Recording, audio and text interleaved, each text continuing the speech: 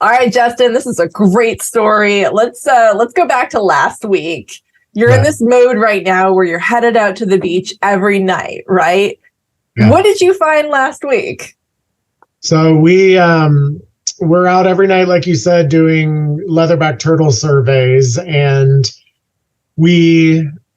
sometimes they're out there for hours without seeing any because the leatherbacks on our nesting beaches are the more rare of the three species that we get typically in Florida. And come about 2 a.m., this turtle comes out of the water, and we're sitting there waiting for another turtle that we knew was coming up. And saw her, and I was like, oh, she looks really big. And when she was ready to nest, we walked up to her and scanned her, and it was just Patricia is the leatherback's name, and she was just a monster. I mean, this turtle was massive. It's rare to see anything like that. It definitely gave us all some excitement.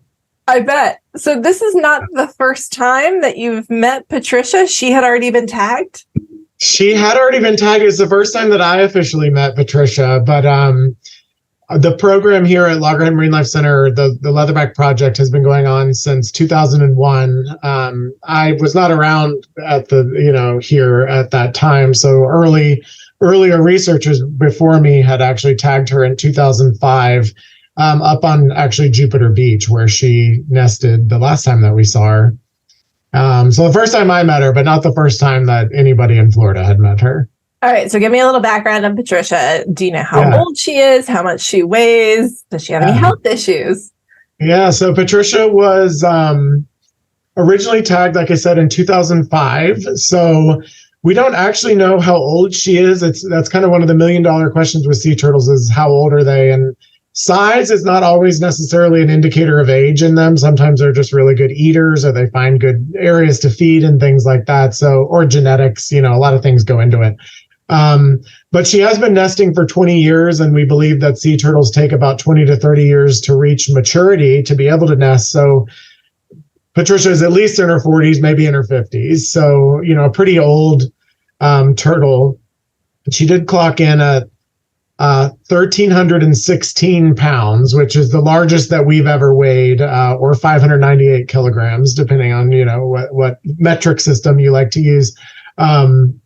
So just probably the second largest turtle that nests in the state of Florida. I believe we do have one more named Narita that is probably about 1,400 or 1,500 pounds. So, but rarely do we see animals that are this big. And what was kind of remarkable about Patricia is, we document all of the injuries on these animals. We give them a complete physical health assessment. We take blood and all of the, all the bells and whistles. And usually leatherbacks of this size that have been around for that long have a lot of injuries on them, either from shark predation or boat strikes or fishing entanglement or things like that. And Patricia had nearly zero injuries. She had a couple minor injuries. I think she had a little scar somewhere and maybe a little notch out of one of her rear limbs. But she looked great. I mean, the turtle was just, remarkable in all aspects. I mean, 1,300 pounds, I wouldn't mess with her. Well, they're pretty docile. Of all the species of sea turtle, the leatherback is the most docile and easiest to work with. They really don't care about much. When you're that big, I think you've got the intimidation factor going for you. For sure. Okay, so what was the process? You clearly, I guess, have a scale that can handle a 1,300 pound turtle just hanging out with you. When you saw her stroll up, what was the process? What did you do? So we got lucky because we saw her emerging from the water, which that doesn't always happen. So because we saw her immediately right as she entered the beach, we had a lot of time to kind of plan for what we were going to do. So we don't approach any sea turtle until they're in their nesting phase. So until they've started dropping eggs, when they're undergoing kind of a physiological trance where they're not really responsive to external stimuli. So that's when we scan her, identify her, take a blood sample, place the satellite transmitter on her carapace. And then the weighing process is really fun. So we've got a giant 10-foot carbon fiber tripod. We've got 8-foot straps that go underneath her. these shackles. We've got a chain and like I said, a 1-ton scale. So what happens when she's laying is we're digging underneath her. And because Patricia was so wide, some of our techs are very tiny. So their arms couldn't get all the way under. So we had to have some of the, we'll say the top, not super tall, but the taller people dig underneath her so we could reach the straps all the way.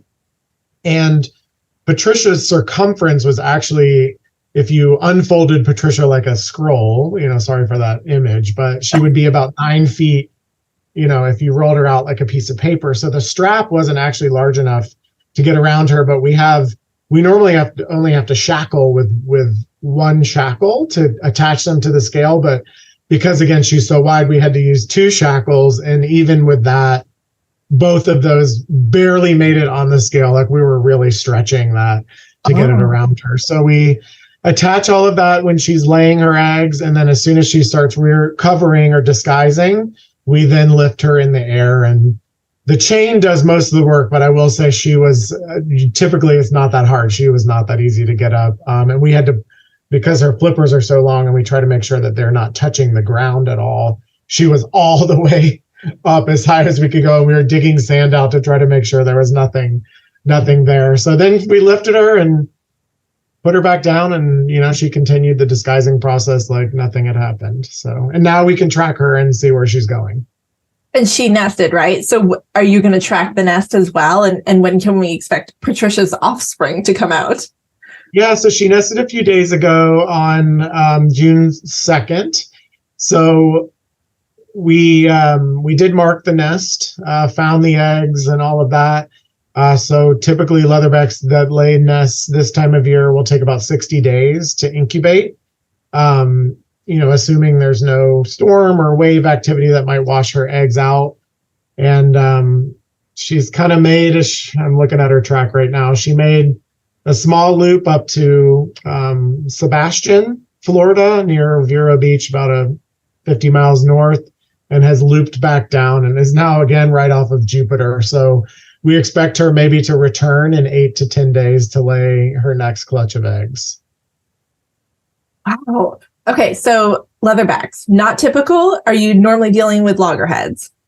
Yeah. So in the state of Florida, the loggerhead is what I call the bread and butter turtle. It's what Florida is really known for. It's Florida is the most densely nested area in the world for the loggerhead turtle, or we have more nests anywhere than anywhere else in the world for that species. So the leatherback is the most rare that nests, typically in the state of Florida. We have the loggerhead, which last year in the state of Florida, we had about 120,000 loggerhead nests throughout the entire state. And then we also have green turtles in pretty high numbers in the state of Florida. And last year, Florida had about 37,000 green turtle nests. And just to give you perspective, there were about 1,800 leatherbacks in the state last year. A lot of tourism going on as we go into summer and kids are getting out of school. Can you give folks a quick rundown of what to do when they see first of all, the marked turtle nest looks like on the beach, and what to do and how to keep these safe? Yeah, so I think the number one thing is if you are on the beaches at night or even during the day and see emerging hatchlings or nesting sea turtles, those animals are protected by the Endangered Species Act. So any activity, any interaction whatsoever with a sea turtle, including a photograph, including observing from a close distance, requires a permit from the state of Florida. So there's no interaction allowed with endangered species, including sea turtles, without some kind of special permission from the government. So if you see a nesting turtle at night, keep your distance, keep your lights off, stay quiet. They are wild animals. A lot of people kind of forget that because they're slow and they crawl up on the beach and they're kind of cute. And so people will approach them, but they do have that fear response. So if you're seeing any sea turtle on the beach in any capacity of any size, it's best to leave them alone. And if a turtle is in stress, you want to make sure that you're calling your local wildlife agency so that somebody that's trained with a permit can come out and deal with that. The nests are marked differently across the state of Florida, depending on where you are. We don't mark every single nest here on Juneau and Jupiter and Tequesta because we get one nest every 3 feet, pretty much. So last year we had 18,000 sea turtle nests on 9.5 miles in the area that Loggerhead monitors. So not every nest is marked. So if you see the nest stake, it's important to stay away from that. You don't want to dig any holes. Beach umbrellas, putting those down in the sand can accidentally puncture a clutch of eggs. You don't want to build any beach fires or anything like that, because not every beach marks every single nest. So there may be sea turtle eggs underneath you incubating that you may not be aware of. So best to keep your beaches clean and, kind of leave no trace, is what we say, is leave the beaches how you found it, be respectful of the animals that you're encountering, just kind of things like that. And I mean, my kids love to go to the beach and dig giant holes. We should fill those up before we leave, right? Yeah. Of course, yeah. If you dig a hole that's especially a really large hole, you want to make sure that you're filling that in, because the nesting female, if the hole is large enough, a nesting female could fall into that and be unable to get out of that. But the bigger concern is with the hatchlings. If you've got a really deep hole, a hatchling might fall into that. And then that leaves them susceptible to overheating or predation, and just getting caught and losing a lot of energy resources that they could otherwise be using to be swimming offshore and get to safety. So yeah, if you are digging holes, that's all right, but just make sure you're aware that you may hit a sea turtle nest that's not marked, and that you cover that in when you leave the beach. Yeah, the odds are already against sea turtles, right? What can you give me the stats on how many make it to adulthood? Yeah, so we don't really know. Like you often hear the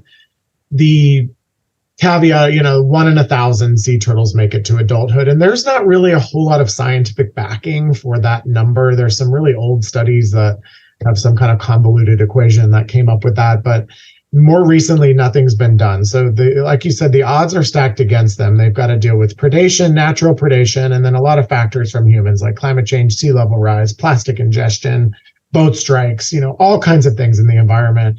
So, it's really important to just be mindful of how you treat the environment and energy usage and plastic usage and all things like that to keep these animals and all other animals in our ecosystems healthy.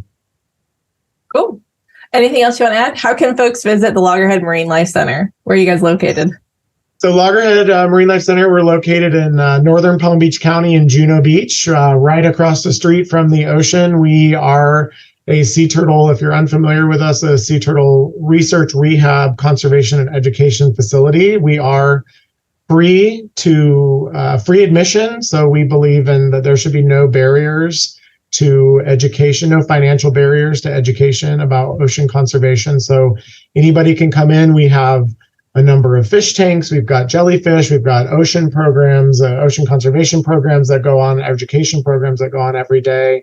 And then we've got a bunch of sea turtle patients here right now of, I believe, 4 different species, which is really rare. We've got some hawksbills that are undergoing rehabilitation, a few loggerheads, and a lot of green turtles. And we also have a pretty rare Kemp's Ridley that are in our outdoor hospital area. So it's a pretty interesting time to come and visit us now. And we've got turtles of all sizes here. So do you do public releases?